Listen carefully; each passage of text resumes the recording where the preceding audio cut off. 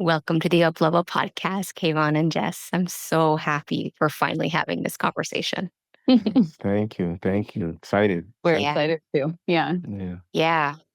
And the listeners have heard your bios, your co-bio, and so they know a little bit about the work you're up to in the world and your context and relationship. And I pointed them where to listen, but what I want people to hear is when I think about right relationship in the context of marriage and life partners, I think of you two.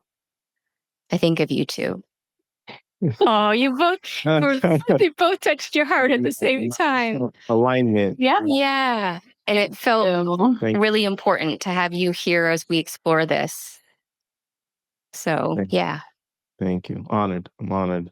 I always love to be in conversation with you. So to have some of my favorite people, one of my most favorite people, and be in conversation with you around this relationship is supreme.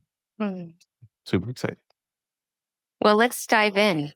How are you defining this term we've been exploring this season, right relationship? We landed on it being like this feeling of balance, this feeling of harmony in relationship. I think when you feel you're in a balanced exchange, then that is the feeling of being in right relationship. Yeah. I'll add, you had mentioned something earlier. We were having a prep conversation and, like a flow, a give and a receive. It's not a tit for tat. It's not a one for one. But when there is that kind of flow, a giving and receiving, an exchange that feels balanced for both parties, and that is, I think, a reflection of being in right relationship. And when one energetic entity might feel like as if there is an imbalance, then it's like I think an invitation to have a conversation around maybe redesigning or recreating like what right relationship would look like or feel like for those entities. And from what I know about the two of you, and it's one of the things I remember from when I first met you, Kvon, and you would talk to me about Jess and your relationship. And then I got to meet Jess, and then both of you just being in your energy and your presence, you've really dedicated a lot of intention and consciousness to that balance and that restoration of balance. So for those of us that are like, this is like something I'm striving for in all of my relationships, not just romantic partnerships, but business relationships with clients. What are some of the practices the two of you hold that support to restore this right relationship and find that harmony and balance? Yeah, well, something we were also, or when we were having this prep talk, I was mentioning that the self-awareness component is one of the most crucial in the process of trying to achieve right relationship. And I think this is very, like you mentioned, the intentionality of our work.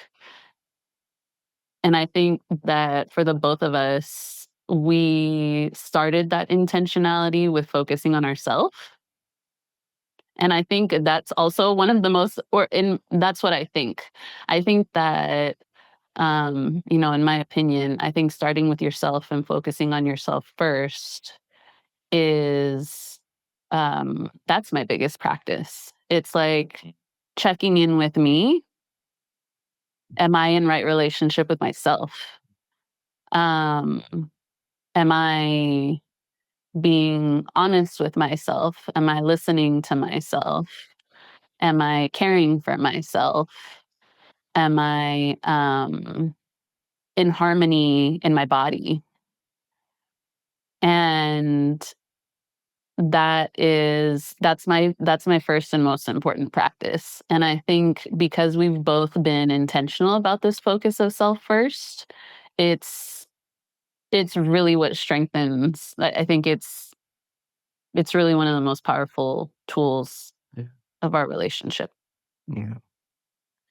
Yeah, it's some of the things that I think we both have done and do to help us, one, be in right relationship with ourselves is one, exercising. um, Yes. Yeah, lifting serious weights over there. yeah, taking care of the body, Yes. giving the body what it wants, or what it's asking for, which also includes rest. Mhm. We're both big on making sure that we're well rested. Mhm. But also, some of the things that are maybe more well known, but maybe not as well practiced, which is like going to psychotherapy, like learning more about oneself so that you can Mhm. be in better relationship with oneself. Journaling, meditation, these are all things that I think help you learn more about yourself. And I believe that the more you know about yourself, Mhm. the more equipped you are to know how to be in right relationship with oneself. And Mhm. that again is like the foundation of being in right relationship with any other energetic entity, right? Yeah. It is like one, like knowing how to do it with and for yourself Mhm. first. Because if you can't do that, then it's going to be really difficult for you to be in right relationship with anyone else Yeah. or anything else. Yeah. It's, and I think that's part of what we're seeing on the planet is that humanity's gotten disconnected from that relationship to self. And then it's caused this dysfunction, this disconnect, this fragmentation in all other contexts. And I know that both of you were really intentional the same way that Mike and I were to move out of the energetic space of North America, given what had been unfolding, like starting 5 years ago. Yeah. And I know for me, part of that was my self care. It was like, if I'm going to serve the way I want to, and to keep doing the work I was doing, I needed to put my physical being in an environment that held me and restored my nervous system, and I could fortify myself more effectively. And that's certainly what life in the jungle has. I mean, it's provided a lot of challenges, and it's also provided that. What would you say about your choice to leave America when you did? And in the context of right relationship, what would you offer? I think that what comes up for me initially is, again, and this does feel like a life, like, double-edged sword for me, is that I can easily choose myself. Um, I like in in any context. I mean, sometimes maybe, I'm a little delayed, but once I arrive at, like, oh, you need to choose either yourself or, uh, you know, whatever else, whatever other thing, then the choice is easy for me. And um similar to you, I think that was a part of why we considered the choice. For me personally, I think the role of becoming a mother was more of the push. Um, I just didn't feel like the environment was aligned with the way that I wanted to mother. Yeah. Yeah. That, that's beautiful. And was that similar for you, Kayvon? I'd say so. Yeah, it's similar for both, what you shared and what she shared.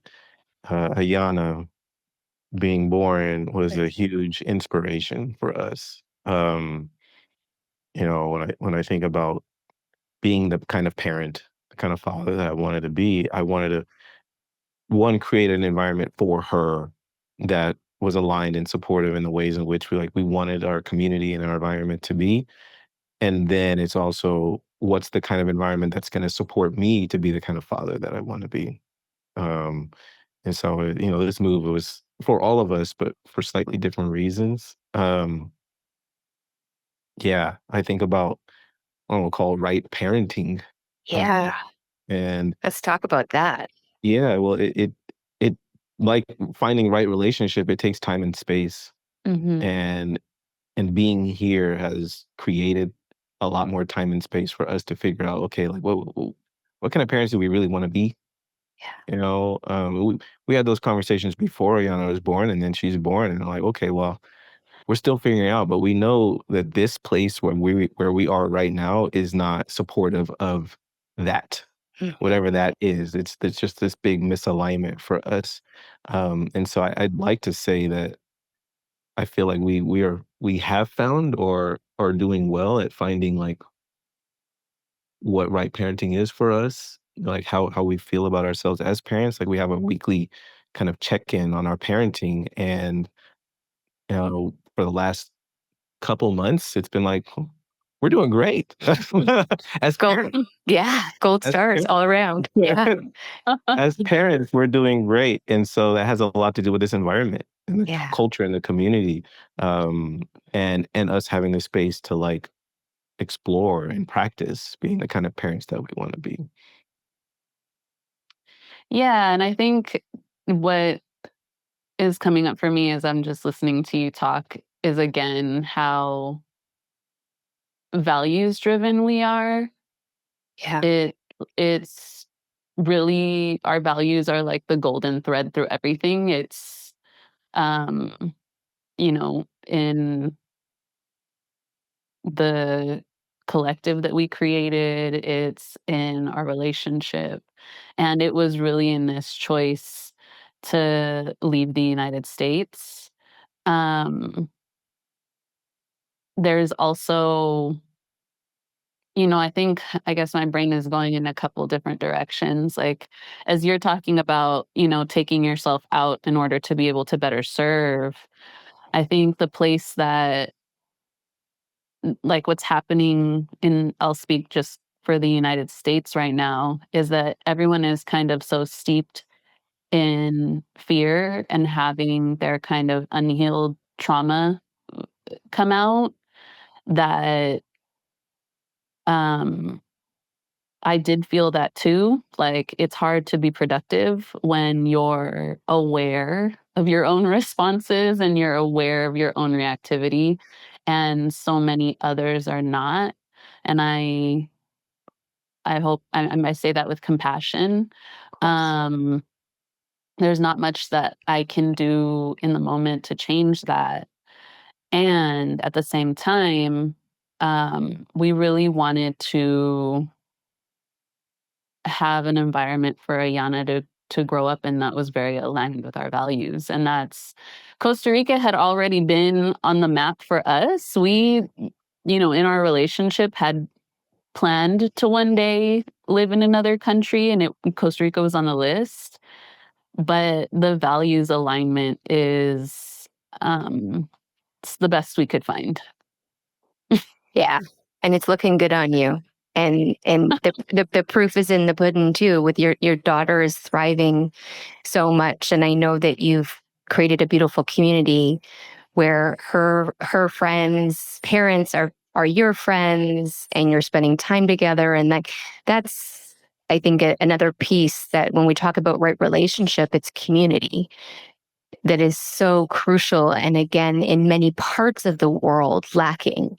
If we go back in time, community was what had people be in wellness. And we've gotten so away from that. So, and I also know the work you're doing consciously is about community too. So let's talk a little bit about consciously and community. Mm, yeah. Um, Feel compelled to jump in. Go for it. Yeah, it's to that point, one, we know like change doesn't really happen without leaders and people, and leadership is just a form of relationship, right? But really, big change never happens without community. Like all change happens through a collection of human beings who have shared values. And so for us, we started consciously with the idea of creating community of like like-minded, like-spirited folks like ourselves, people who were like on their journey towards enlightenment, people who have been doing the healing work. And because what we realize is as we were learning about ourselves and getting in right relationship and healing and doing all these things, we started to realize that the kinds of ways of relating and the kinds of conversations that we wanted to now have because of our healing, it was difficult for us to have with many of the people that we grew up with because they were just in a different place, Yeah. right? And so we're like, man, it would be amazing if we had more people who are on this journey in similar places, similar but different, but heading in a similar direction. It'd be great to like have that community. We didn't have it. Mhm. Like the path towards enlightenment can sometimes feel lonely, Mhm. but it Mhm. doesn't have to be. And so that's kind of the idea of consciously is we started just like to create a community for ourselves because we just want to be around other people like ourselves. Yeah. And now it's transformed where the community is the foundation of everything that we do. It's Brilliant. no longer just community to be in community with one another. It's community so that we can change the world with people we know and like and love and trust. And it's amazing people who are coming to consciously, who are those like-minded, like-spirited people, but who are also like extremely powerful, talented leaders. Mhm. And so we're now leaning heavily into like all transformation, all change, all conscious creation happens through the community. So we call ourselves a community-based corporation, Hmm. which I don't know if that like existed before, but like Yeah. we're here now. Yeah. Fantastic. Yeah, Tell us more about that. Yeah. yeah. Well, it's we have all of these wonderful people, and when we get opportunities to create change with clients, it happens through our community. So it's answering this idea, like, what would it be like to change the world with people you know and love? Mm. We're answering that question. And it's pretty cool. Mhm. We're having a great time. um, yeah, So celebration moment. Congratulations. yeah, You've done the work on the inner and the outer, both of you, to build this and to build it in the way that's aligned to your values. And you're seeing the ROI. So let's talk a little bit about the business results because that's important too. Because I know it's both it's soul line and goal line is happening in your world. yeah. What do you want to say about that? Um, I want to say something Please. for a moment because I don't know like the deeper details, but what I can say kind of is that I think some of the little fears within us creating this have been like, what are people going to think of this, of these differences that we're entering into this like market with? What are people going to like? Are people going to be into this spirituality and business and leadership and consciousness and words like that? And the the golden thread has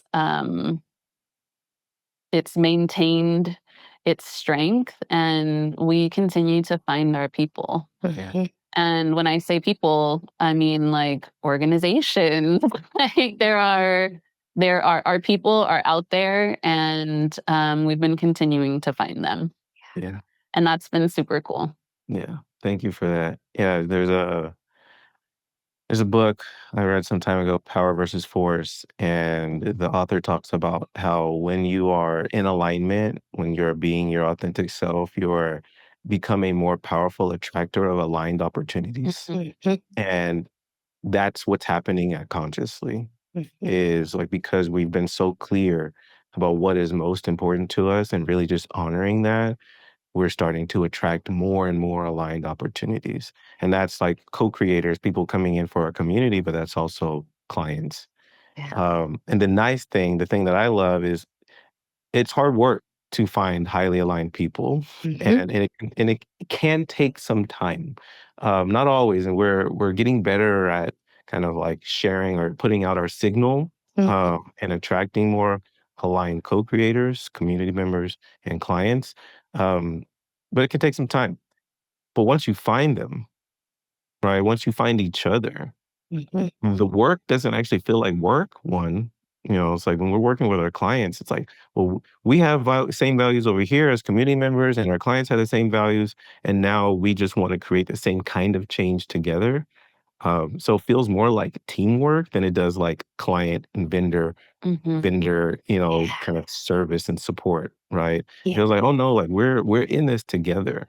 And so I look at our clients as extensions of our community, of our collective. I look at them as members of the consciously collective. They have a role inside their organizations and we have a role outside the organization, but we're on the same team.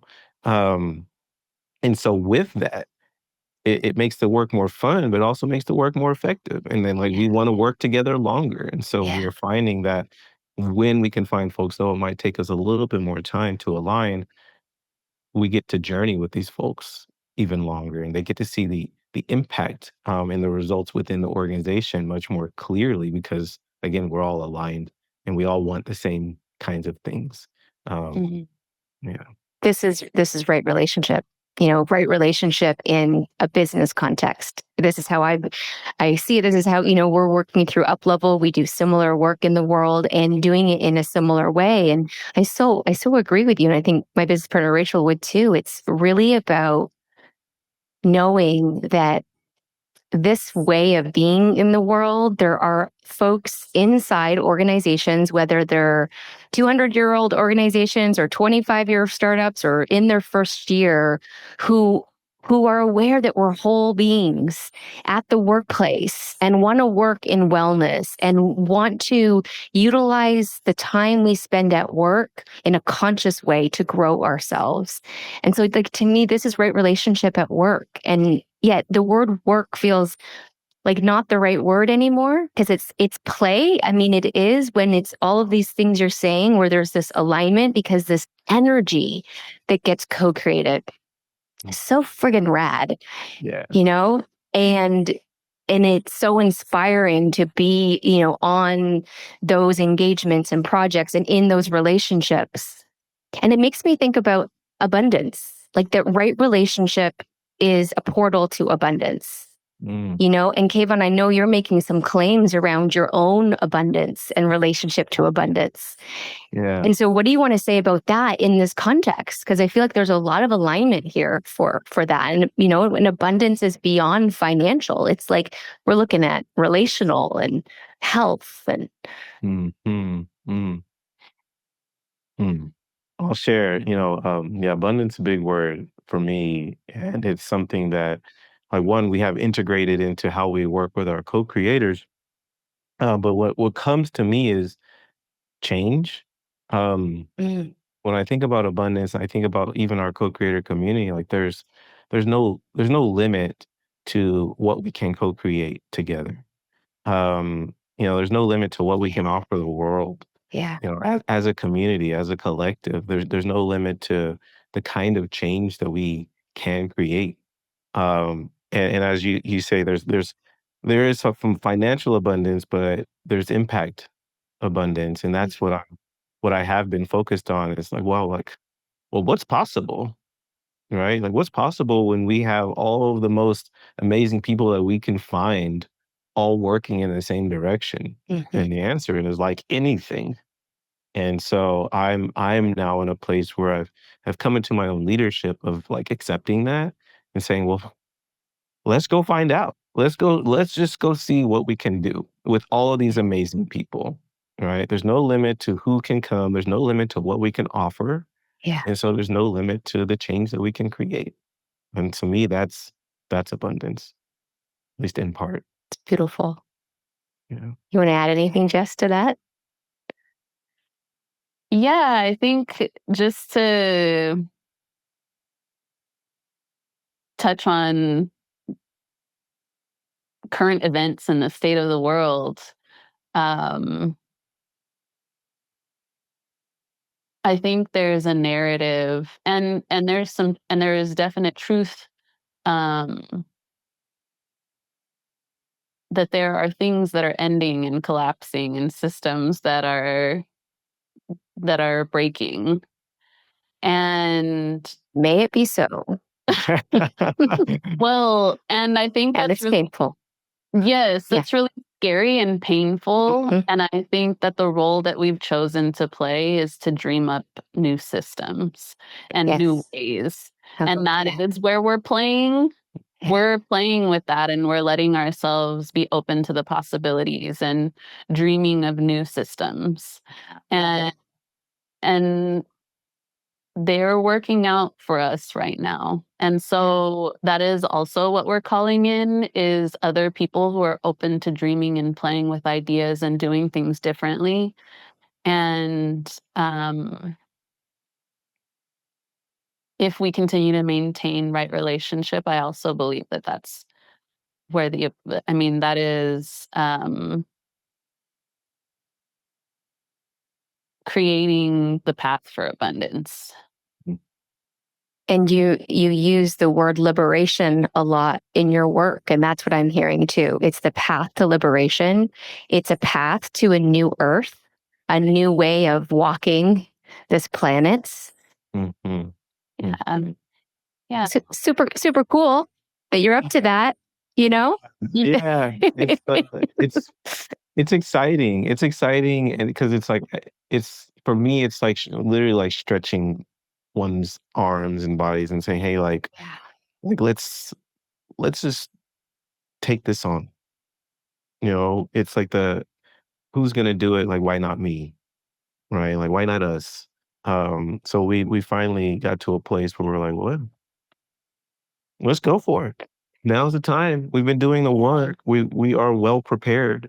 We're not, in a perfect position, but we're well prepared, and so we're really going for it.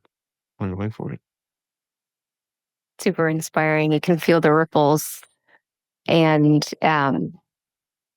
there's so many places where I want to go now, like in this conversation. But I think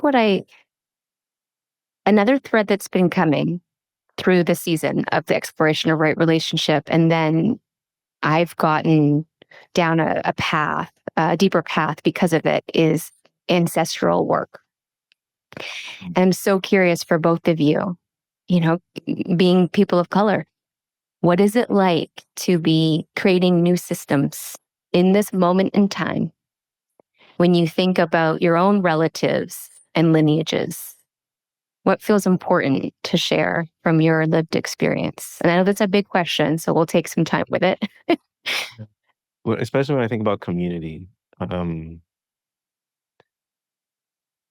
what I'm kind of seeing happen, sometimes intentionally, sometimes unintentionally, is is like a return to the way things have been done in the past, but just in a new context. You know, like community as an example. Well, change has historically been known to happen in community. Healing has been known to happen in community. And so I see us as leaders returning to some of these like historical ancestral values and like really leveraging that. The same with like right relationship to the earth. That is something that happens when you learn more about who you really are, and you're able to see that this fabricated separation between like the bodies we inhabit and the earth like disappears. Mm. It's like, well, if I say I love myself, then that means I need to love the earth just as well. Right? And like, what does that mean? What does it look like? And so for me, that also feels ancestral. It's Yeah. like ancestral awareness that's kind of coming back to me as I continue along my healing journey. Like peel the layers, and I'm like, oh yeah, like it's not me and the earth. It's like, well, I am the earth, or I am the galaxy, I am the universe. We're all one with all these things. And I know these are ideas, these are truths that have been held for centuries. Um, and now I see myself in a place where I'm actually like have the awareness for myself instead of it just being like an idea, something someone told me. It feels like embodied. Yes. I'm like, oh no, like Mm. I hold this truth, I see it, I feel it, and then I act from that place, which is just very different than how I was leading 10 years ago. You know. Yeah. Such Yeah. a big question. Yeah. Yeah, big one. I've been reading this. I'm a trauma specialist, and I have been revisiting some works and been currently reading My Grandmother's Hands, um, whose full name of the author I don't remember, but Resma. Yeah. Yes, his last name is what? Anakin? Something like that? I don't wanna say the wrong We'll thing. put it in the show notes. I know what you're talking about. It's beautiful, Yes. beautiful book. Yeah. So I've been reflecting on my own inherited trauma and also my inherited resilience. Yes. And I've just been kind of holding and reflecting um, that within the context of the beautiful life that I've created for myself. And um, it always brings me back to the concept of the hero's journey. And I think what it really means for me right now is that all signs point to me being the one, me being the hero, me, you know, um, being gifted so much from my ancestors. Like, just, they really gave me the best of themselves. And um, holding that, because they also, like, Yeah. I'm my blood is indigenous to the Americas. So there's been a lot of ancestral trauma. Yeah. And again, somehow I am here on top. And a part of that reason is because of all the gifts that I have been given. Um, and so to maintain right relationship with my ancestors, um, I feel a duty. I feel a duty to play my role. Um, and I think that ends up coming back to the mothering thing, wanting to be a specific type of mother to my daughter, and wanting to create a life for her that is from the most healed place. Mm. Mm. Yeah. Full body shivers. Because that's just who you are, who you be, like your intentionality for parenthood. And in the little conversations we're having, via text and whatnot, like I can feel the thread of the commitment Mm. to motherhood, to parenthood from both of you. And just like really just acknowledging what you just said, it's so palpable and powerful. And I'm so moved by, as you were speaking to your ancestors and this piece of like, yes, there's trauma and there's resilience. And I think taking the time for those of us that do have the advantage of the space and the resources to do that work feels mission critical in this moment. Yeah. It feels like part of the way forward. It feels like part of how we restore a right relationship. So thank you for being a model for that. Yeah. And then a question is like, what kind of mother are you?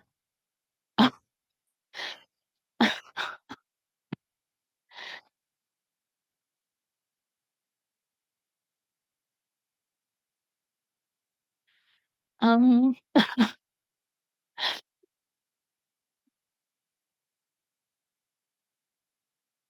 what kind of mother am I? Well, I'm present. um, I think that's a huge intention, is to be there fully, like, um in my whole self. And I think that I've recently been very hard on myself. So that's where the tears are coming from. Um, but when I'm hard on myself, it's often for like not being perfect at that. But when you're asking me the question right now, I know that um, I've been very successful at being present. I'm present in the way that I want to be. My soul, not my trauma speaking and not being perfect. But I think that kind of that presence is that presence is what really makes me a great mom. Yeah. um because it's been like a return to mindfulness practice, um to being with everything that comes up for me and practicing separating in the moment, being aware of what I need to still work on, and then returning to being with her in love. Um, I am also, um, I think I'm a very direct and honest person just in general, but I really want to practice and continue to practice that as a mother. Um, One of the ways that resilience was built in me and given to me was in things not being hidden from me, and my own mother being very honest about life, like Mhm. not trying to protect me from the truths of life. Um and so I try to find a balance with that in being tender and kind and compassionate, but also being honest, Um, like what you're doing isn't wrong, but a lot of people in society don't like that. There's nothing wrong with what you're doing, but people might not want to be around you if you continue to do that. Yeah. Um, you can have your emotions, but we can't scream. Yeah. Not here right now. Yeah. Um, and maybe more important than being present, as a mother, practice letting her be who she is. Mhm. And boy, is she just like magic, just pure magic from the moment she landed here, And of course, you're both cultivating more of that magic. And Jess, thank you for sharing so vulnerably, so real. I feel like it's such a important conversation, specifically for mothers. There's just such this constant, like, right relationship, how to be right relationship when you're running a business, in a relationship with your partner, wanting to be a present, conscious, available, real, vulnerable being parent for these people that you're raising. So thank you for what you just brought forth to us. Yeah. Thank you for holding the space. I know, Kayvon, I know you're like such a huge champion of Jess because we get to see it, and I know Yeah. you acknowledge like who you see her be in all the different facets of the world that you've co-created. And but what just happened for you right now, just witnessing her Yeah. share? And I know you've heard her share, but in this context, in this moment. Yeah. It's my heart is warmed. because, she's my wife, and I know how hard she can be on herself. And so I love to see you acknowledge yourself as present, because that's one of the things that I think you're exceptional at being. Thank you. One of the things that I think makes you a great mother. There are many. And so for me, it feels good to see her acknowledge herself. It's like, some of my messages getting through. Yeah. For owning Yeah. it, for owning it, because yeah, it's like it's like this is why we as coaches champion our clients is, so you can see something and offer it, and if they can own it, and they can become it even more so. Yeah. And so that's what I want for you, is to see the great mother that you are, the present mother that you are, the generous and giving mother that you are, you know, um, because our daughter is not just a witness; she gets to experience it, and I'm grateful. I'm grateful that she gets to have you as her mom. So Thanks. yeah, When does the reality show start? Because there was a moment where you were recording your conscious conversations in all and I remember the one, and I talked to you right after that, where you were came on really wanting Jess to have another baby. So you don't need to answer that right now, but there's just something so refreshing. So where are you in the thread of I don't know, sharing more of your relationship with the world and the way you navigate yeah. life? It's kind of like moving to Costa Rica. It's a thing we know we're gonna do. Yeah. I haven't let go of the idea. I don't think you have either. We know, I think part of the reason why you invited us here, is we know we have something special. Our couples therapist tells us. It's like, despite the challenges that we have and the fights that we get into, he's like, you guys, you two have something special here. And You do. we do, when we can remember that, right? And so we know that this way of being, the right relationship, our marriage, is unique, different, rare. I don't know what to call it, but we know it's special. And so we want to offer it to the world, Mm-hmm. our way of relating to one another. We know that's a gift. Um, and it's just a matter of time and space, and us creating a space for it. How long did it take us to get to this time frame to meet with you, right? Yeah. Yeah. She does things to honor herself, to be in right relationship with herself. I do things to make sure I'm in right relationship. Then I have work, and so Yeah.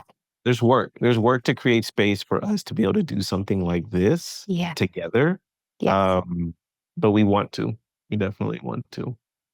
Yeah, I think it's another, like you were talking about the manifesting generator projector thing. Just so for context for folks, Kvon and I are both manifestor generators in the human design. That's, I think, one ways we first connected. Because let's create this, let's create this.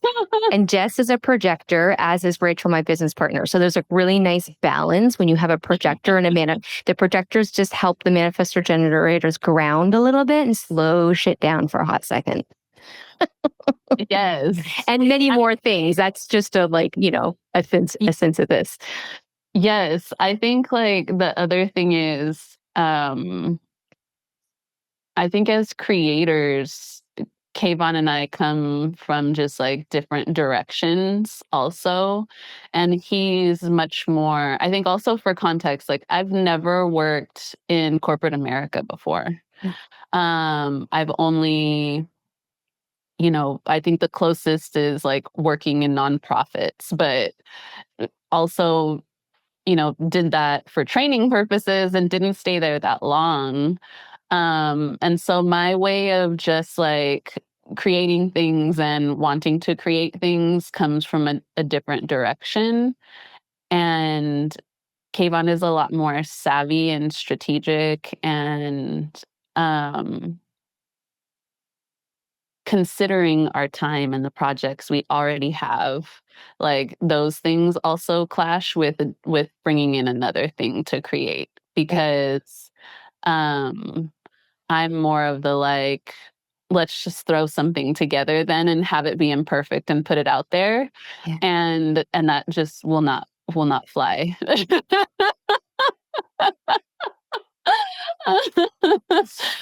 Yeah. And so, it's there and we continue to have it as an idea.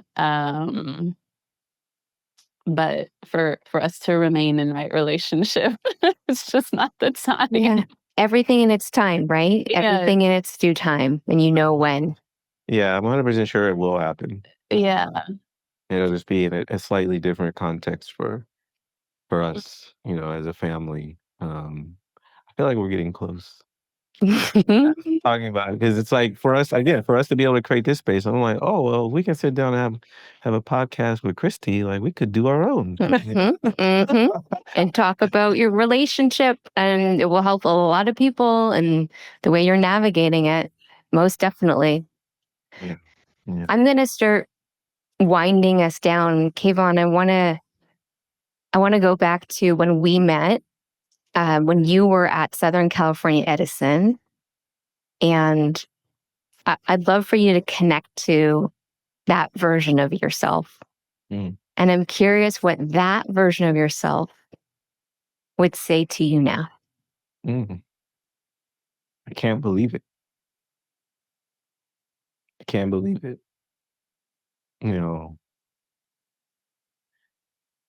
That version of me had this much belief in himself, like just enough to like say yes to some opportunities like going to coaching training, just enough to like to try to make that possible for himself.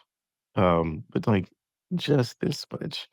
Um, and I look at myself today and where I'm at and how I feel about myself and my leadership and my belief in myself is very, very different.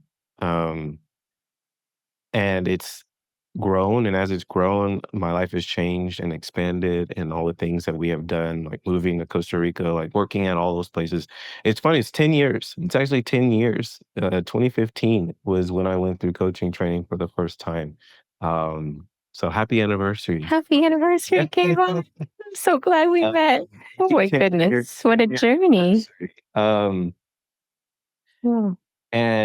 to take these job offers and move around and have the support of my wife to go on these grand adventures, and the grandest of all, becoming parents, and then moving our family to Costa Rica, and then building a business and then building community. Like this is, I had no concept of any of this kind of stuff 10 years ago. I was like, it was just a kid who knew that he deserved more than where I was at, and what I was getting, and just barely started to like claim that. Now I'm claiming it all. I'm claiming it all. I want it all for myself, my family, my community, my friends. Like I want it all. I want liberation for all. Yes. That version of me would be like, I can't believe this is who you've become. They'd be amazed. They'd be amazed.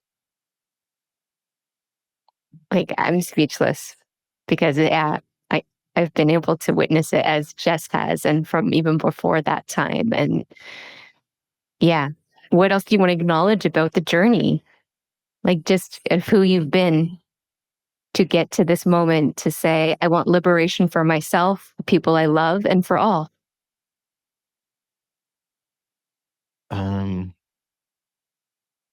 I started psychotherapy in 2013, so 12 years ago.